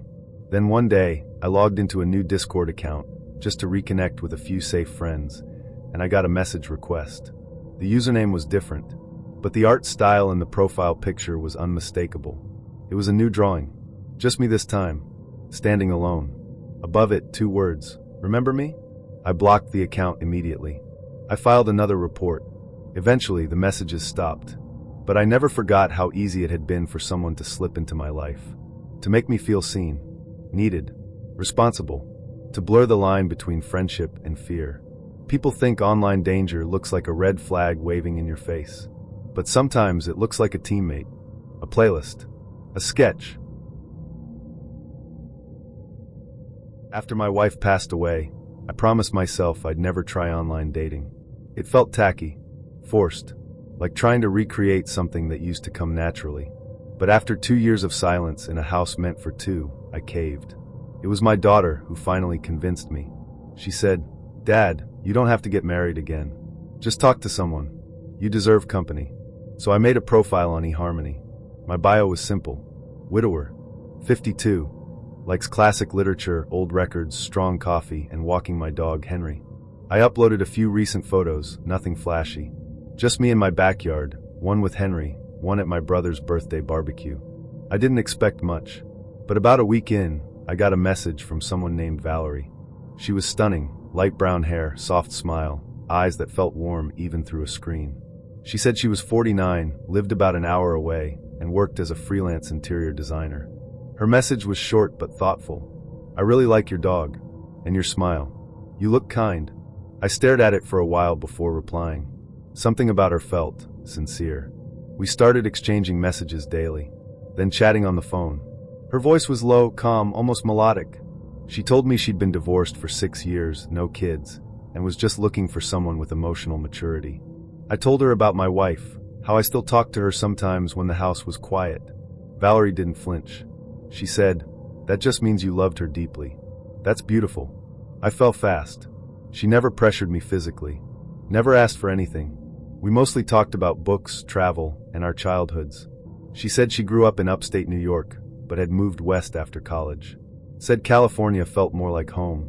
After about a month, she suggested we meet in person. She picked a bar halfway between us, quiet, older crowd, live jazz on weekends. She said she liked that it wasn't trendy. "Let's just have a drink." "No pressure," she wrote. I agreed. I even ironed a shirt for the first time in months. The bar was tucked between a florist and a cigar shop, with a dark wood exterior and a neon sign that buzzed faintly. I arrived early, heart pounding, palms sweaty. I sat at the bar and ordered a whiskey neat, just to give myself something to hold. 10 minutes passed. Then 20. I checked my phone. No messages. I looked around the room, scanning faces. Couples, a few older men in suits, a woman reading at the end of the bar. No one who looked like Valerie's photos. After 30 minutes, I finally texted her. "Hey, I'm here. Just checking you're okay." No response. I waited another 10, then got up to leave. I was halfway to the door when the bartender called out. "Excuse me, sir?" I turned. He was drying a glass, looking cautious. "Are you waiting for someone named Valerie?" My stomach dropped. "Yeah, why?" He exchanged a look with the bar manager, who came over. "We've seen this happen a few times," the manager said quietly. "A guy comes in looking for a woman named Valerie. Shows us a picture. It's always the same photo." He pulled out his phone and opened a saved image. It was her. Same hair, same smile. "That's her," I said. "Do you know her?" The manager sighed. "It's not her real name. The photo's taken from a real woman's Instagram. But the person behind it is a man named Marcus. He's been targeting older men through dating sites. Sometimes he shows up in person. Most of the time, he doesn't." My mouth went dry. "Has anyone reported him?" I asked. "Multiple times. But he keeps changing his phone number, emails, platform accounts. It's hard to pin down." "Why this bar?" "We think he likes to watch. Sometimes he sits at the back, sees who shows up, figures out what kind of men fall for it." The bartender added, "We've tried to catch him. But he's slippery." I sat back down, stunned. The manager leaned in. "If you're willing to help us, I can call someone." I nodded. He stepped into the back office and returned a few minutes later with 2 plainclothes officers. They asked me to walk them through the messages, the phone calls, everything. I handed over screenshots, the phone number, the app profile, and every email I'd received. One of the officers said, "We've been looking for this guy. You're not the only one." Then the bartender pointed discreetly toward the back corner of the bar. A man had just walked in, mid-40s, average build, wearing a blue windbreaker and baseball cap. He ordered a drink and sat alone, facing the room, eyes scanning slowly. "That's him," the bartender whispered. The officers moved fast but casually. They didn't make a scene. One approached the man from behind, while the other went to the opposite side. They asked him to step outside. He protested. Asked why. One of the officers flashed a badge. I watched from the window as they handcuffed him beside a black SUV. Marcus. I don't know what I expected. Maybe someone with a scar. A visible sign of malice. But he looked ordinary, like someone you'd see buying milk. They found multiple phones in his backpack. Dozens of photos. A printed list of names and phone numbers, mine included. He'd been running the same scam for years. Sometimes he asked for money after building trust. Sometimes he used romantic leverage to get people to reveal personal information. In rare cases, he showed up at their homes. I was lucky. I didn't give him a dime. Didn't tell him where I lived. But I had been vulnerable. Open. I'd told him things I hadn't said out loud in years. That night, I drove home in silence. Henry met me at the door, tail wagging. I sat on the couch and stared at my phone. There were still messages from Valerie in the inbox. I read them one last time before deleting everything. The next morning, the officer called to thank me. Said Marcus had been charged with multiple counts of fraud and impersonation. I asked how many people he'd done this to. At least 30 that we know of, he said. Probably more. I haven't been on a dating app since then. I've always been a sucker for abandoned places, their stillness, the way they hold on to echoes. When I was a kid, I'd sneak into old barns or shuttered stores with my camera, trying to capture what time left behind. So when I matched with a guy named Tyler, and he mentioned he was into urban exploration, I felt an instant click. He stood out from the usual, "What's your favorite pizza topping?" crowd. His messages were thoughtful, curious. He asked about the places I'd explored, the kind of camera I used, how I felt when I stepped into buildings no one had touched in decades. I told him it felt like stepping into a memory that didn't belong to anyone anymore. He said that was exactly it. After a few days of chatting, he suggested we explore an old textile factory on the outskirts of town. Said he knew a way and that didn't involve fences or trespassing tickets. I hesitated at first. It was a little unconventional for a first date, but I'd done riskier things with friends, and he seemed genuine. We agreed to meet on a Sunday morning. The factory sat at the edge of a long-dead industrial zone. 5 stories of broken windows and rusting pipes, quiet except for the occasional drone of a passing train. I parked my car on a cracked lot across the street and spotted Tyler leaning against a rust-colored SUV. He looked just like his profile, tall, lean, messy dark hair, camera bag slung across his chest. He smiled when he saw me and waved. "Glad you made it," he said. "I brought snacks. And water." That earned him a point in my book. We chatted for a bit, small talk, nothing intense, and then he led me to a side entrance, partially hidden behind an overgrown chain-link fence.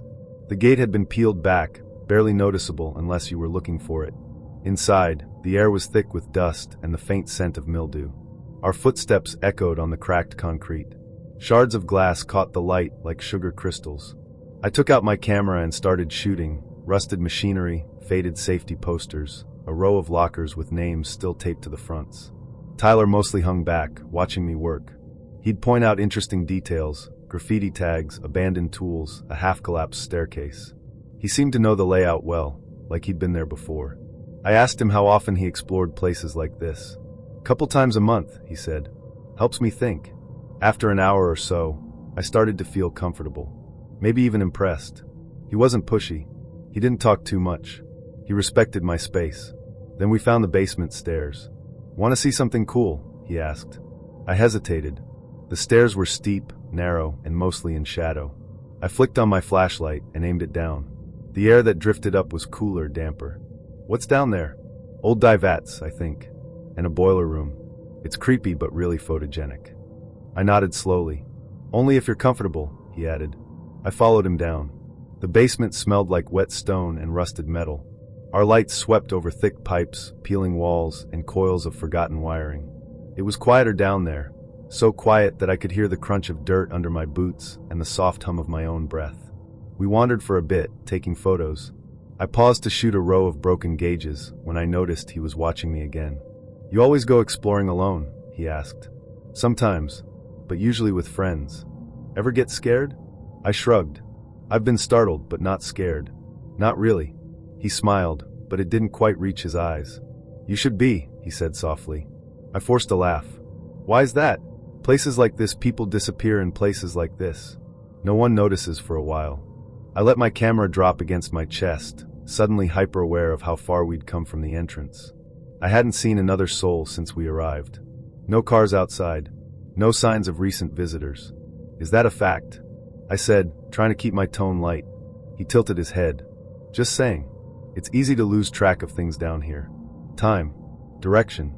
I glanced at my phone. No signal. I told myself not to panic. Not yet. Okay, I think I've got enough shots, I said. Want to head back up? He didn't move right away. Just stared at me for a moment too long. Then he smiled again. Sure. We doubled back through the hallway, but something felt different. The path we took coming in didn't look the same. I turned left where I thought we'd come from, but the corridor dead-ended in a collapsed wall. Didn't we come from this way? Nope, Tyler said. You're turned around. He took the lead again, but now his pace slowed. He stopped often, pointing out things that didn't matter, old pipes, water stains, a broken wheelbarrow. I felt like he was buying time. My chest tightened. Tyler? I said, stopping. He turned. I think I'm ready to go. Now. He stared at me for a long beat, then nodded. Okay. We walked in silence for a few more minutes. I kept checking over my shoulder, half expecting him to stop again. He didn't. Then we heard voices. Distant, echoing, but unmistakable. Did you hear that? I asked. He didn't answer. I turned a corner and saw light filtering in from a rooftop hole. Below it, a group of 5 or 6 people were standing in a circle, setting up tripods and cameras. College students, maybe. One of them looked up and waved.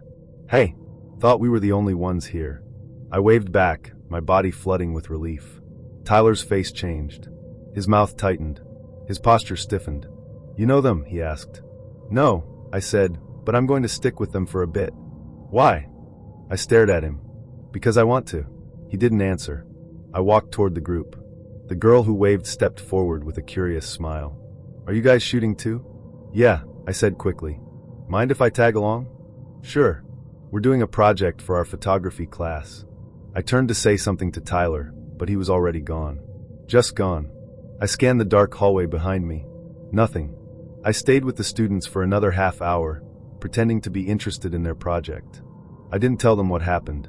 I just stayed close, followed them out, and didn't look back. When I reached the parking lot, his SUV was gone. That night, I blocked his number.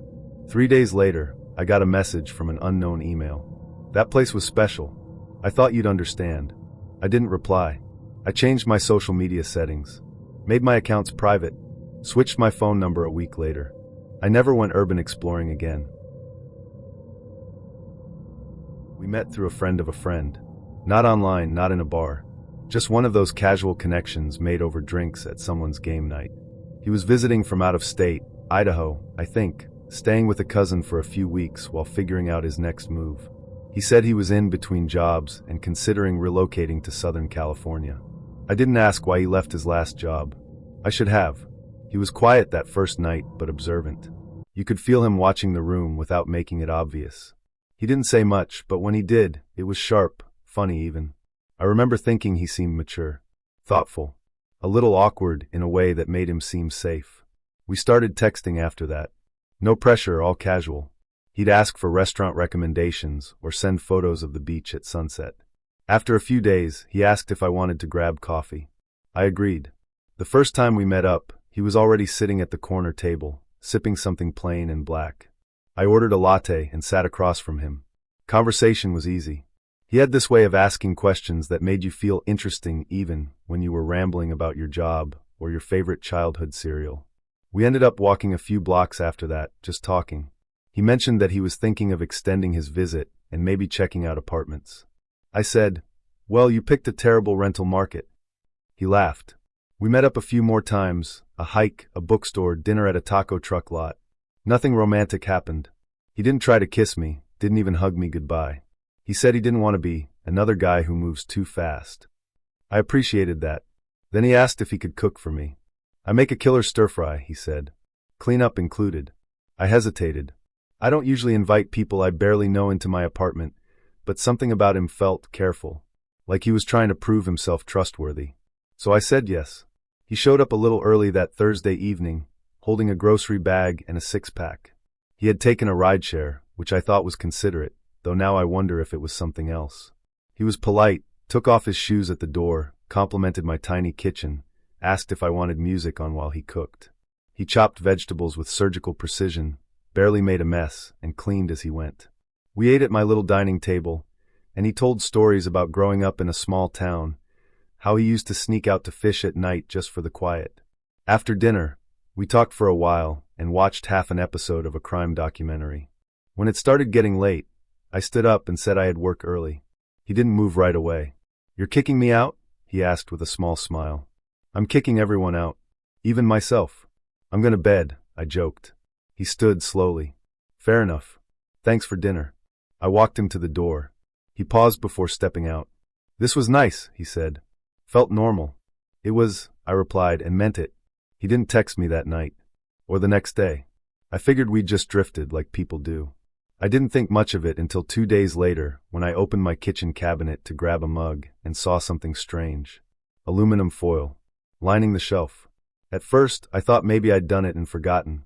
But I never line my cabinets. It's something my grandmother used to do in the 90s. It didn't make sense. Then I opened the drawer under the sink. Foil. Across the bottom.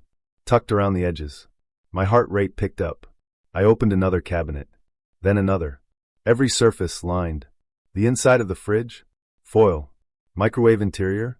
Foil. The toaster oven, the utensil drawer, the spice rack.